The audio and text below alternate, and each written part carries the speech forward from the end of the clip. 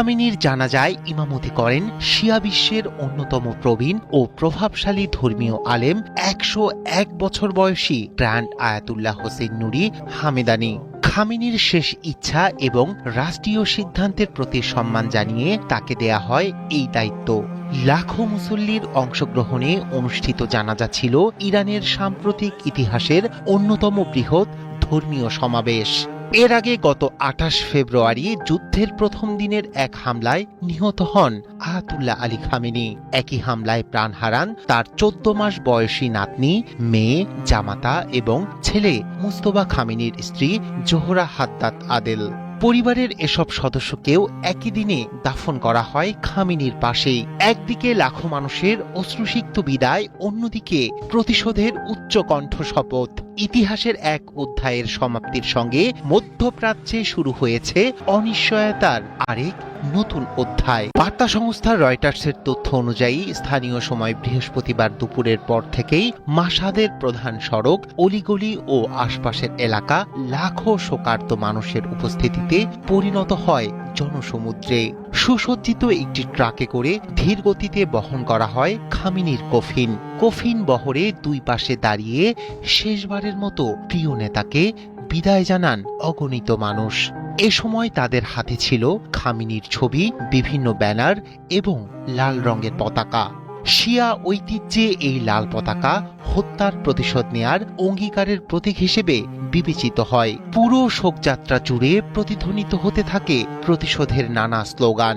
মার্কিন president Donald ট্রাম্পকে হত্যার দাবিতে উত্তাল হয় রাজপথ।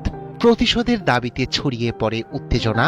শোকের আবহের মধ্যেও সেই ক্ষোভ স্পষ্টভাবে ফুটে ওঠে পুরো আয়োজন জুড়ে। অশ্রু আর শোকে উত্তাল এক জনসমুদ্র।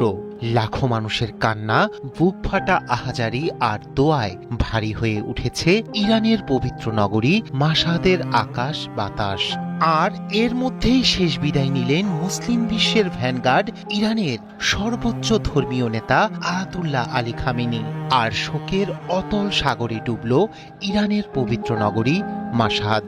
যেন প্রতিটি কান্না বলছিল, বিদায় নিচ্ছেন শুধু একজন মানুষ নন, শেষ হচ্ছে একটি যুগেরও। দীর্ঘ এক সপ্তাহেরও বেশি সময় ধরে চলা রাষ্ট্রীয় শোক, গণজানাজা ও শোক মিছিলের পর অবশেষে তাকে চিরনিদ্রায় শায়িত করা হয়েছে ইমাম রেজা আলাইহিসসালামের পবিত্র মাজার প্রাঙ্গণে। তবে এই বিদায়ের দিনেও থামেনি উত্তেজনা। শোকের আবহ ছাপিয়ে প্রতিশোধের শপথ, ট্রাম্পের বিচারের দাবি আর ক্ষোভের স্লোগানে মধ্যপ্রাচ্য যেন প্রবেশ করেছে নতুন এক অনিশ্চিত অধ্যায়ে। দীর্ঘ এক সপ্তাহেরও বেশি সময় ধরে চলা নজিরবিহীন গণজানাজা, শোক মিছিল আর রাষ্ট্রীয় শোকানুষ্ঠানের পর অবশেষে চিরনিদ্রায় শায়িত হলেন ইরানের সর্বোচ্চ ধর্মীয় নেতা আয়াতুল্লাহ আলী খামেনি। শোক, আবেগ আর প্রতিশোধের অঙ্গীকারে মুখর লাখো মানুষের উপস্থিতিতে বৃহস্পতিবার সম্পন্ন হয় তাঁর দাফন। আর এর মধ্য দিয়েই যেন মধ্যপ্রাচ্যের ইতিহাসে শেষ হলো এক যুগের। ইরানের রাষ্ট্রীয় সিদ্ধান্ত ও শহীদ খামেনির শেষ ইচ্ছা অনুযায়ী তাকে দাফন করা হয়েছে তার জন্মভূমি এবং শিয়া মুসলিমদের অন্যতম পবিত্র নগরী মাশহাদের ইমাম রেজা আলাইহিসসালামের মাজার প্রাঙ্গণে। দীর্ঘ ৬ দিনের রাষ্ট্রীয় শোকানুষ্ঠানের আনুষ্ঠানিক সমাপ্তি ঘটে এই দাফনের মধ্য দিয়ে।